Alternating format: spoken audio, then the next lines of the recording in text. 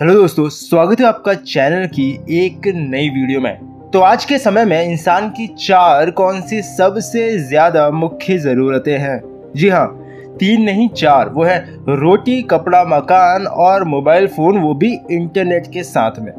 आज के समय में शायद आपको एक समय का खाना ना मिले तो वो चलता है, लेकिन अगर एक घंटे के लिए मम्मी ने आपके हाथ से मोबाइल छीन लिया तो आपको पूरी दुनिया आपकी दुश्मन लगने लगती है। और भारत की इतनी बड़ी जनसंख्या और सबसे सस्ते इंटरनेट की वजह से आज मोबाइल फोन्स की दुनिया में भारत एक बहुत ही बड़ा मार्केट है। लेकिन आज इसी इतने बड़े बाजार में कितनी स्वदेशी मोबाइल मैन्युफैक्चरिंग कंपनीज हैं? जवाब है ना के बराबर। मतलब भारत के इस इतने बड़े मार्केट शेयर में हालत कुछ ऐसी है कि बाहर की मोबाइल की कंपनीज आकर यहाँ मोबाइल बेचकर अपने देश वापस चले जाते हैं और हम सब उसी में खुश हैं। लेकिन आज से सिर्फ कुछ साल पहले ही इसी मार्केट में भारतीय कंपनियों का बहुत अच्छा दबदबा हुआ करता था, लेकिन इन कुछ सालों में ये भारतीय कंपनियां लगभग पूरी तरह खत्म हो गई। उस समय आखिर क्या गलतियां की गई और क्या आगे आने वाले समय में हम फिर से किसी भारतीय ब्रांड को इसी भारतीय मार्केट में सक्सेसफुल होते हुए देख सकते हैं? इन सभी सवालों के जवाब आज आपको मिलेंगे इस वीडियो में। हेलो दोस्तों, मेरा नाम है दीपक, आप देख रहे हैं इट्स इनक्रेडिबल फॉर यू। तो चलिए शुरू करते हैं।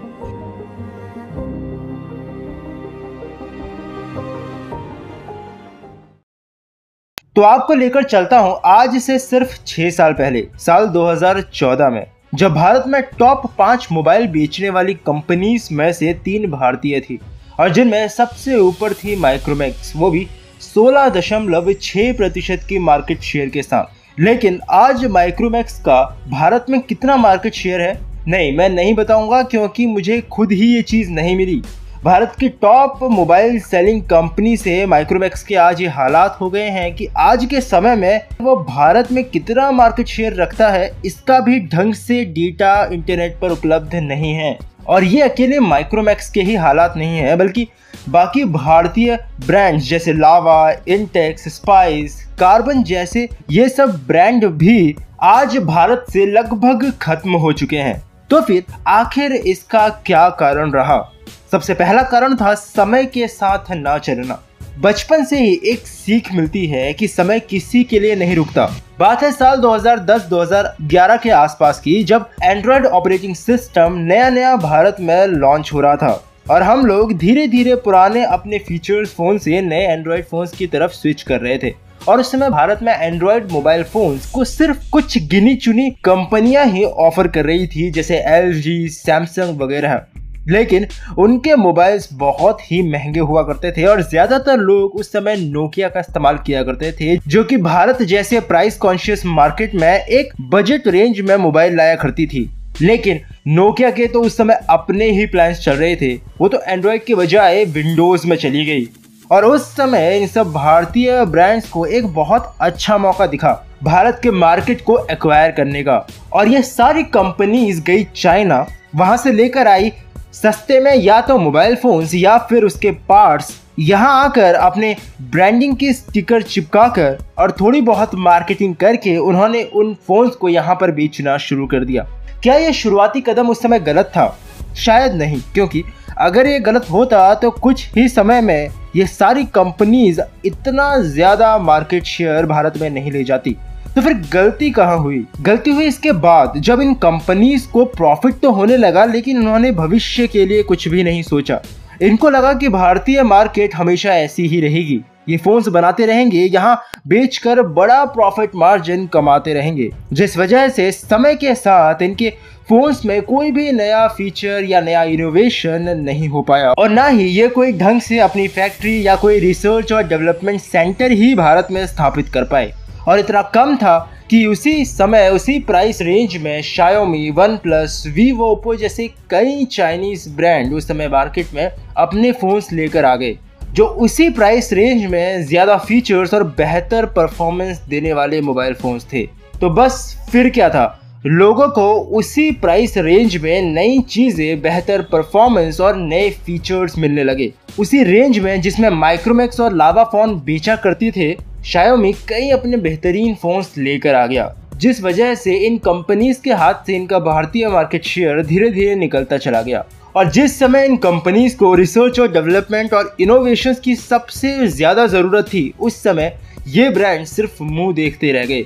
उसके बाद भी ये ब्रांड्स भविष्य में कुछ ना कुछ करके अपने कुछ ना कुछ मोबाइल फ़ोन्स लॉन्च करने की कोशिश करते रहे, लेकिन चाइनीज़ मोबाइल ब्रांड्स की इनोवेशंस और फीचर्स के सामने वो भारतीय मार्केट में कोई भी मोबाइल फ़ोन इनका टिक नहीं पाया।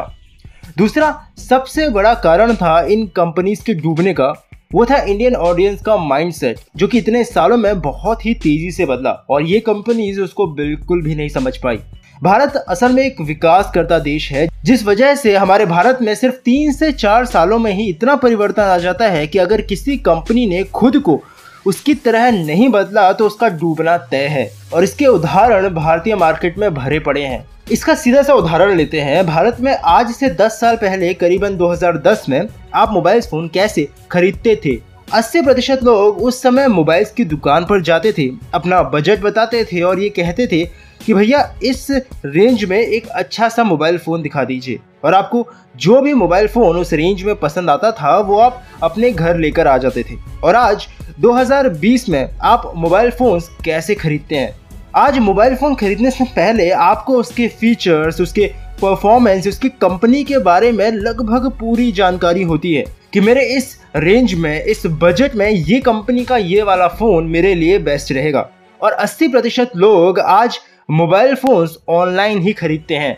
मतलब सिर्फ 10 सालों में भारतीय मार्केट इतना ज़्यादा बदला है कि 2010 में जहां घर वालों को एक्साइटमेंट रहती थी कि आप कौन सा मोबाइल फ़ोन आज घर लेकर आओगे, आज 10 साल बाद आपके घर वाले ही बताते हैं कि आपके लिए आपके बजट में कौन सा मोबाइल फ़ोन बेहतर रहेगा।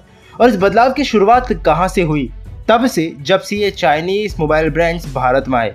रीजनेबल प्राइस के साथ न सिर्फ उन्होंने इसमें बहुत सारे ऑप्शंस दिए, बल्कि शाओमी जैसी कंपनी ने अपना पूरा मार्केट लगभग ऑनलाइन स्थापित किया, क्योंकि उन्हें यह पता था कि भारतीय मार्केट आने वाले समय में काफ़ी हद तक ऑनलाइन शिफ्ट होगा। वहीं ऑफलाइन में वीवो, ओप्पो जैसी कंपनी ने हर चौराहे पर अपने नीले हरे पोस्टर लगाकर लावा, माइक्रोमैक्स, इंटेक्स और कार्बन की बची कुची सांसें भी पूरी तरह बंद कर दी। और ये कंपनीज लगातार नए इनोवेशंस, फीचर्स और लॉन्ग टर्म गोल के साथ में भारतीय मार्केट में आए थे, लेकिन कभी भी उन चीज़ों के साथ कॉम्प्रोमाइज़ नहीं किया जिनके लिए इन्हें भारतीय मार्केट में शुरुआत में जाना गया। जैसे शाओमी को हम लोग जानते हैं बजट मोबाइल्स के लिए, ओप्पो, वीवो के मोबाइल फोन्स को जानते हैं ऐसी जादुई बॉक्स की, एक ऐसी जादुई कैमरा की तरह है जो किसी भी लड़की को अप्सरा बना सकता है। और यही वो चीज़ें थी जिन्होंने ना सिर्फ भारतीय मार्केट में एक पर्टिकुलर ऑडियंस को टारगेट किया, बल्कि आज के समय में ये ब्रांड्स कहाँ जा पहुँचे हैं आप खुद ही अपनी आंखों से देख सकते हो। तो अब आखिरी में सवाल उठता है कि क्या आज के समय में अब किसी भारतीय ब्रांड का भारत के मार्केट में अपनी वैल्यू बनाना संभव नहीं है? तो जवाब है हाँ, बिल्कुल संभव है। और ये मैं 2 ठोस कारणों की वजह से कह रहा हूँ। पहला कारण है हमारी खुद की भारतीय जनता। अगर हमारे भारतीयों को सेम प्राइस में सेम फीचर्स के 2 फ़ोन मिले, जिनमें से एक भारतीय ब्रांड का होगा और दूसरा चाइनीज़ ब्रांड का, तो भारत का ग्राहक इतना जागरूक ज़रूर है कि वो जानबूझकर भारतीय ब्रांड को ही चुनेगा, क्योंकि वो भारत में बना होगा। जिस वजह से भारत में अगर कोई भी मोबाइल मैन्युफैक्चरिंग कंपनी खुद को लॉन्च करती है तो उनके पास पहले से ही एक प्लस पॉइंट रहेगा कि इतनी बड़ी जनसंख्या में भविष्य में उनके लिए लोग तैयार बैठे हैं उनका फ़ोन खरीदने के लिए, क्योंकि वो भारत में बना होगा। और मेरे इस बात को सपोर्ट करने के लिए दूसरा कारण है रियलमी। जी हाँ, वही रियलमी जो मोबाइल फ़ोन्स बनाता है। लेकिन वो दूसरा कारण कैसे हुआ? भारत में रियलमी को लॉन्च हुए कितना समय हुआ है, मैं बताता हूँ। साल 2018 में भारत में रियलमी लॉन्च हुई थी और अभी 2020 चल रहा है। मतलब सिर्फ 2 साल रियलमी को भारत में लॉन्च हुए हुआ है। और ये कंपनी ऐसे समय में भारत में लॉन्च हुई थी जब शाओमी, सैमसंग, वन प्लस जैसी कई नामी ब्रांड्स ने अपना पूरी तरह से पहले से ही दबदबा भारतीय मार्केट्स में बना रखा था।